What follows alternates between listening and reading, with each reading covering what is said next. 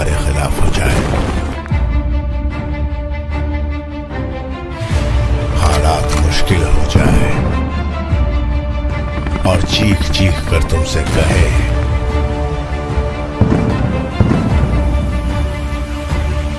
कि तुम बुरी तरह हार चुके हो।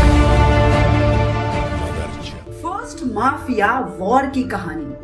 फर्स्ट माफिया वॉर के बाद की इटली में माफिया क्लैंस के बीच पहला हाई प्रोफाइल कॉन्फ्लिक्ट हुआ, जिसमें सिसिलियन माफिया फैमिली के वायलेंट राइवलरीज के बहुत बड़ा हाथ था। साल 1962 में माफिया बॉस सेसारे मंजेला ने दो सिसिलियन क्लैंस ग्रिकोस और ला बारबरास की मदद से अमेरिका में एक ड्रग शिपमेंट का भेजने का प्लान बनाया।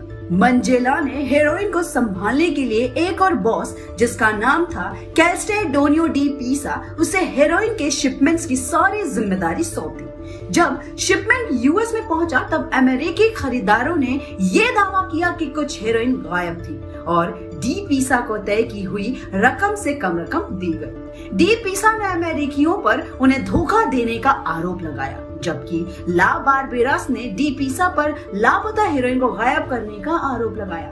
और इन सब में सिसिलिया माफिया क्लैन ने डी पीसा का साथ दिया और इस बात से ला बारबरास काफी गुस्सा और नाराज हो गया और गुस्से में उसने डी पीसा और मंजेला दोनों की हत्या कर दी। और यहाँ से शुरुआत हुई सबसे पहली माफिया वॉर की, क्योंकि ला बारबरास ने जो शूट आउट किया उसमें काफी सारे नॉन माफियोसी भी मारे गए थे। सिसिलियन माफिया का बॉस ऑफ बॉसेस वो बन गया। उसी समय जब कोर्लियोसी ने कोसा नोस्ट्रा पर हावी होने के लिए अपना कैंपेन चलाया तो उसने उन पत्रकारों, अधिकारियों और पुलिस वालों के खिलाफ भी हत्या का कैंपेन छोड़ दिया जो उसके रास्ते में आ रहे थे या तो उसे और उसके साथीदारों को पकड़ने की मदद कर रहे थे।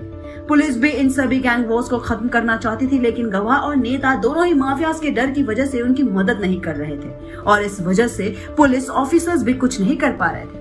उसके बाद साल 1985 में माफियों द्वारा मारे गए एक पुलिस ऑफिसर के अंतिम संस्कार में पुलिस ऑफिसर्स ने वहां मौजूद दो पॉलिटिशियंस का अपमान किया और उन पर थूका और इस वजह से उनके और आर्मी ऑफिसर्स के बीच वॉर का ऐलान हो गया और इन सब के बीच कई सारे मासूमों की भी जान गई। लेकिन ये वॉर नहीं रुका और ये कोल्ड वॉर में बदल गया। फॉल्कोन को उसने कई सारी इंपॉर्टेंट इंफॉर्मेशन दी जो उनके काफी काम आई और उन्होंने उनमें से अपने कई सारे रिटन प्रूफ्स और गवाहों को इकट्ठा किया और मैक्सी ट्रायल का आयोजन किया जो फरवरी 1986 से लेकर दिसंबर 1987 तक चला, जिसे इस स्पेशल ट्रायल के लिए बनाए गए बंकर कोच हाउस में रखा गया, जहां 475 माफियों पर मुकदमा चलाया गया था, जिनमें से 338 को दोषी ठहराया गया था और उसके बाद जनवरी 1992 में इटालियन सुप्रीम कोर्ट ने इन कन्विक्शंस की पुष्टि की।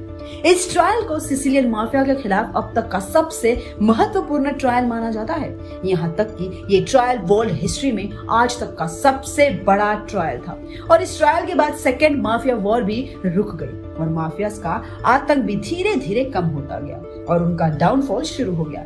ऐसे ही माफिया वॉर्स और गैंग वॉर्स पर बेस्ड स्टोरी हमें साला 2 में दिखाई जा सकती है, जिसमें हर कोई अंडरवर्ल्ड का राजा बनना चाहेगा, लेकिन आखिर में जीत तो कानून की ही होगी।